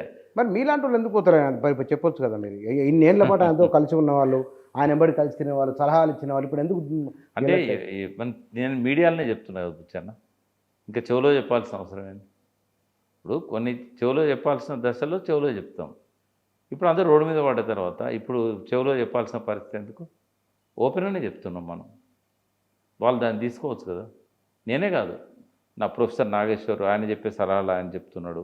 కోదండరాం లాంటి వాళ్ళు ఈయన ఈ తప్పులు చేసిండు అని కోదండరాం చెప్తున్నాడు. అంటే తెలంగాణలో కొంత గౌరవం ఉన్న వాళ్ళంతా చాలామంది చెప్తున్నారు కదా, అలా నుంచి వాళ్ళు తీసుకోవచ్చు కదా. వాళ్ళకి అర్థమవుతుంది, వాళ్ళకి తెలుసు. బయట నుంచి వినాల్సినంత అధోగతి వాళ్ళకు ఉంటుందని నేను అనుకోవట్లేదు. బట్ ఎందుకో ఏం అడ్డం వస్తుందో తెలియదు. కేసీఆర్ గారు మనం అనుకున్నంత కాదు కదా, ఆయన చాలా మేధావి, చాలా వ్యూహకర్త, అందరికంటే ఎక్కువగా లోతుగా ఆలోచించగలిగే వ్యక్తి. ప్రజల పరిస్థితి తనకు బాగా తెలుసు. సరే కొన్ని వైఫల్యాలు వస్తుంటాయి, బట్ తను ఎందుకు ఆలోచించట్లేదో మనకు అర్థం కావట్లేదు. ఆలోచిస్తున్నాడేమో, బయటికి చెప్పట్లేదేమో. అంటే కొన్ని అడ్డం వస్తూ ఉంటాయి. ఏది నాకే చెప్తారా అనేది? అంటే ఏవైనా కావచ్చు. కొంత అహం అనేది ఎప్పుడు కూడా మనిషిని దెబ్బతీస్తుంది.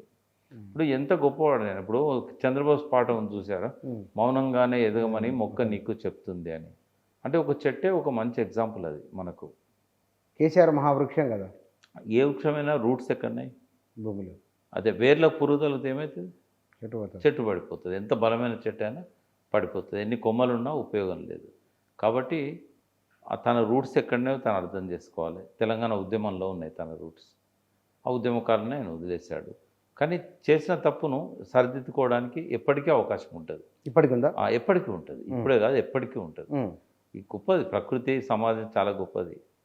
ఎన్ని తప్పులు చేసినా కూడా క్షమించే అంత గొప్ప గుణం ప్రజల్లో ఉంటుంది. తను తెలుసుకోవాలి. ఇప్పుడు పెద్ద వాళ్ళే పశ్చాత్తాపడ్డారు కదా. కొంతమంది అయితే ప్రజల ముఖం చూపెట్టలేక కాల్చుకొని చచ్చిపోయారు కూడా, హిట్లర్ లాంటి వాళ్ళు. అంటే నేను అనేది ఏంటంటే ఒక అవకాశం ఎప్పుడు ఉంటుంది.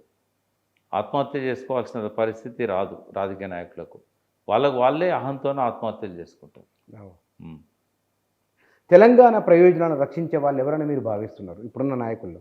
ఐజాన్ టుడే ప్రయోజనాల గురించి ఒక అవగాహన ఉండి కొంతకాలం పాటు కష్టపడి వాటి కోసం ఒక నిజమైన అంకితభావంతో పనిచేసిన వ్యక్తి కేసీఆర్తో పాటుగా ఆ పార్టీలో ఉన్న కొంతమంది మంత్రులు, కొంతమంది ఈ ప్రయోజనాలు ఉంటే బాగుండు అని చెప్పగలిగిన శాసనసభ్యులు వాళ్ళైతే ఉన్నారు అందులో. మిగతా పార్టీలలో కూడా లేరని నేను అనను. బట్ వాళ్ళకు ఇప్పటివరకు అయితే మరి అవకాశాన్ని వాళ్ళు ఉపయోగించుకోవట్లేదు. అధికారంలోకి వచ్చి ఇన్ని రోజులైనా కూడా వాళ్ళ అవకాశాన్ని ఉపయోగించుకోవడం లేదు. రాబోయే రోజుల్లో తెలంగాణ రాజకీయాలు ఎట్లా ఉండవచ్చు? టర్మాయిలే, బాయిల్ అవుతున్న వాటర్ లాగా ఉంటాయి, సలసల మసులుతూ ఉంటాయి. మళ్ళీ నా అంచనా కరెక్ట్ అయితే మళ్ళీ నక్సలిజం వస్తుంది. మళ్ళీ తూర్పు పవనాలు వీస్తున్నాయి. కాబట్టి అదొకటి మనము తెలంగాణకి ఇబ్బంది కదా. నివారించలేనిది. రెండవది అసంతృప్తితో ఉన్న యువత అడవి బాట పట్టే అవకాశం ఉంటుంది. తర్వాత బొగ్గు గనులలో ప్రశాంతత ఉండదు. తర్వాత నియంతృత్వం పెరిగిపోతూ ఉంటుంది. తర్వాత ఏ ఏ రంగంలో కూడా, ఏ సెక్టార్లో కూడా ఒక ప్రభుత్వానికి ఒక ఖచ్చితమైన విధానం అంటూ లేదు. అట్లా ఇవ్వగలిగే సలహాదారులు కూడా లేరు ఆ పార్టీకి. అదంతా ఏం చేస్తున్నారంటే ఒక పొలిటికల్ అంటే ఇప్పుడు వాళ్ళు నింపాల్సిన పొజిషన్స్ అన్నీ కూడా రాజకీయంగా వాళ్ళకు ఒక ఉద్యోగ భద్రత కల్పించడానికని నింపుతున్నారే తప్ప నిజంగా ఏ స్థానంలో ఉండాల్సిన వ్యక్తిని ఆ స్థానంలో పెట్టడం లేదు. కాబట్టి ఇటువంటివన్నీ కూడా వాళ్ళ ఎదుగుదలకు మనకు ఎటుపోతుంది వాళ్ళ ప్రయాణం అనేది కొంచెం చూపెట్టగలుగుతున్నది. తెలంగాణ మళ్ళీ వెనుకటి దశలోకే తిరోగమనంలో ఉంటుంది అనేది నేను అనుకుంటున్నా. కరెంటు కోతలు అప్రకటిత కరెంటు కోతలున్నాయి. రెండవది క్వాలిటీ అనేది ఆయన నిర్ణయాలలో ఎక్కడ కనబడట్లేదు. ఒక్క క్వాలిటేటివ్ డిసిషన్ కూడా ఈ లాస్ట్ 7-8 మంత్స్లో మనకు రాలేదు. మాటలు కొన్ని చెప్పాడు, బట్ అవి ఆలోచించి ఆచరించగలిగే మాటలని నేను అనుకోవడం లేదు. ఆయన విద్యా విధానం గురించి మాట్లాడినా, పిల్లలతో టీచర్లతో సమావేశమైన అప్పటికప్పుడు ఏదో అనుకుంటుండు, ఏదో చెప్తున్నాడు, ఎవరో ఆయనకు చెవిలో చెప్పిన విషయాలను ఆయన బహిరంగంగానే వాళ్ళ పేరు చెప్పి ఫలానా ఆయన ఇట్లా అన్నాడు, అది నేను కూడా దానికి మంచిగా ఉన్నది సలహా అని అనుకుంటున్నా అని ఇట్లా చెప్తున్నాడు. బట్ ఒక కమిటెడ్ థింక్ ట్యాంక్ ఉండాలి. ఒక ముఖ్యమంత్రికి కమిటెడ్ థింక్ ట్యాంక్ ఉండాలి. బట్ ఆయన అధికారంలోకి రావడానికి ఎంతైతే ఎక్సర్సైజ్ చేశాడో అధికారాన్ని కాపాడుకోవడానికి అంత ఎక్సర్సైజ్ చేస్తున్నట్టు కనబడతలేదు. ఆయన అనుకుంటే ఎదగలుగుతాడు, కొట్టుకపోతారు. ఎందుకంటే సమయాభావం అనేది ఎప్పుడు ఉంటుంది. ఒక పొజిషన్లోకి వచ్చినాక అంతకుముందు రేవంత్ రెడ్డికి చాలా టైం ఉండేది. ఆయన చేయాల్సిన పనులన్నీ కూడా ఆయన టైం ఆయన చేతిలో ఉండేది. ఇప్పుడు ఆయన టైం ఆయన చేతిలో ఉండదు. ముఖ్యమంత్రి అయిన తర్వాత కొన్ని నెట్టుకొస్తున్న సమస్యలు ఉంటాయి, కొన్ని ఎక్స్పైర్ అవుతున్న సమస్యలు ఉంటాయి. Chief secretary, intelligence chief, DGP రకరకాలుగా ఆ టైంను తింటూ ఉంటారు. అవి ప్రిన్సిపల్ సెక్రటరీసు, తర్వాత తనను ఇంతకాలం భుజాల మీద మోసి తనను సీట్లో కూర్చోబెట్టిన వాళ్ళు. కాబట్టి ఆయన టైం ఆయన చేతిలో లేదు కాబట్టే ఇటువంటి సమస్యలన్నీ వస్తాయి. కానీ మీరు తెలంగాణ డిస్టర్బ్, ఇప్పుడు తెలంగాణకు గడిచిన 10 ఏళ్ల కాలంలో ఏ మాట కామాట అది కొంత అభివృద్ధి దశలో తెలంగాణ కనబడింది మనకు. దాని కొనసాగింపు ఇప్పుడు మరో అభివృద్ధి నమూనాతో రేవంత్ రెడ్డి వస్తున్నాడు అనుకోవచ్చు. ఇంత తొందరగా 7 నెలలు 8 నెలలు చూసే మీరు మళ్ళీ పూర్వపు తెలంగాణ అంచనాకు రావటం సరైందేనా? అంటే కేసీఆర్ గారు అకస్మాత్తుగా తెలంగాణ అభివృద్ధి పథకాలను ఇంప్లిమెంట్ చేయలే. 10-15 ఏళ్ళ ఎక్సర్సైజ్ ఉన్నది దాని వెనకాల. అందుకే అన్న రేవంత్ రెడ్డి అధికారంలోకి రావడానికి 10-15 ఏళ్ళ ఎక్సర్సైజ్ ఉంది. కేసీఆర్ ఏమో తెలంగాణను అభివృద్ధి చేయడానికి 10-15 ఏళ్ళ ఎక్సర్సైజ్ ఉంది. రేవంత్ రెడ్డికి ఆ ఎక్సర్సైజ్ చేసే అవకాశం లేదు. ఆ ఎక్సర్సైజ్ చేయగలిగే థింక్ ట్యాంక్ ఆయనతో లేదు. ఆయన ఎన్నడూ కూడా సీరియస్గా పట్టించుకున్నట్టు కూడా కనబడదు. ఒక్కొక్క రంగంలో ఏం మార్పులు తీసుకురావాలి, ఏం జరుగుతుంది, ఇవన్నీ కూడా పట్టించుకున్నట్టు కనబడదు. ఎందుకంటే మనం గమనించినట్టయితే ఆయన దాదాపు 5 ఏళ్ళు పిసిసి అధ్యక్షుడు ఉన్న కాలంలో 3 ఏళ్ళు అంటే అంతకుముందు వర్కింగ్ ప్రెసిడెంట్, ఆ పీరియడ్ అంతా కూడా ఆయన పార్లమెంట్ సభ్యుని ఉన్నాడు. రెండవది ఆరోపణలు చేయడానికే పరిమితమైంది, కానీ అభివృద్ధికి సంబంధించిన వాటి మీద ఎన్నడూ ఆయన మాట్లాడినట్టు కనబడదు మనకు. పోనీ ఒక కన్స్ట్రక్టివ్ క్రిటిసిజం కూడా ఎన్నడూ చేయలేదు. ఆయన ఆర్థికవేత్త కాదు. ఇప్పుడు మా ప్రధాన సమస్య ఆర్థికమే. మరి కేసీఆర్, రాజారెడ్డి లాంటి వాళ్ళను పెట్టుకున్నాడు, చాలా అనుభవజ్ఞులైన వాళ్ళని పెట్టుకున్నాడు. వాళ్ళ సలహాలను పాటించిండు ఆయన. బట్ చేయట్లేదు ఆయన. ఒక అకాడమిక్ వేత్తను పబ్లిక్ సర్వీస్ కమిషన్ చైర్మన్గా పెట్టుకున్నాడు కేసీఆర్. ఒక పోలీస్ ఆఫీసర్ని పెట్టుకున్నాడు ఆయన. అంటే పోలీస్ ఆఫీసర్ల ఆలోచనలు ఎట్లుంటాయి మీకు తెలుసు. వాళ్ళు అస్సలు ఒప్పుకోరు, ధర్నాలు నినాదాలకు అసలు ఈల్డ్ గారు వాళ్ళు. మహేందర్ రెడ్డి గారు మంచి వ్యక్తి, బట్ వాళ్ళ సర్వీస్ ఏదైతే ఇంతకాలం జరిగిందో అది ఒప్పుకోనియదు, అసలు అడ్డుపడుతుంది. కాబట్టి ఎలక్ట్రిసిటీ బోర్డే ఉంది. ఎలక్ట్రిసిటీ డిపార్ట్మెంట్లో ఆరితేరిన వాళ్ళను, రిటైర్ అయిన వాళ్ళని కేసీఆర్ పెట్టుకున్నాడు. ఈయన రంగానికే సంబంధం లేదని ఐఏఎస్లో పెట్టుకున్నాడు. ఐఏఎస్లు ఏంటంటే వర్క్ టు రూల్ చేస్తారు వాళ్ళు ఇక్కడ ఇవన్నీ పట్టించుకోరు. ప్రజల ఆలోచనలు ఏంది, ప్రజల అవసరాలు ఏంది, ఇది ఉండదు వాళ్ళకి. కాబట్టి రేవంత్ రెడ్డి గారి పరిపాలనా పద్ధతిని కనుక సునిశ్చితంగా పరిశీలించినట్టయితే కేవలం ఆయన మాట్లాడే మాటలను పక్కకు పెట్టి జరుగుతున్న దాన్నంతా లోతుగా అధ్యయనం చేసినట్టయితే ఆయన పెట్టిన సెక్రటరీలు వాళ్ళు చేస్తున్న పనులు ఈయన తీసుకున్న నిర్ణయాలు వెనకాల ఒక భావదారిద్ర్యం ఇవన్నీ చూసినట్టయితే జర్నీ సరిగా లేదని మాత్రం చెప్పగలుగుతాం. పిక్చర్ సరిదిద్దుకుంటారా లేదా అనేది ఆయన ఇష్టం. చూద్దాం sir. Thank you very much.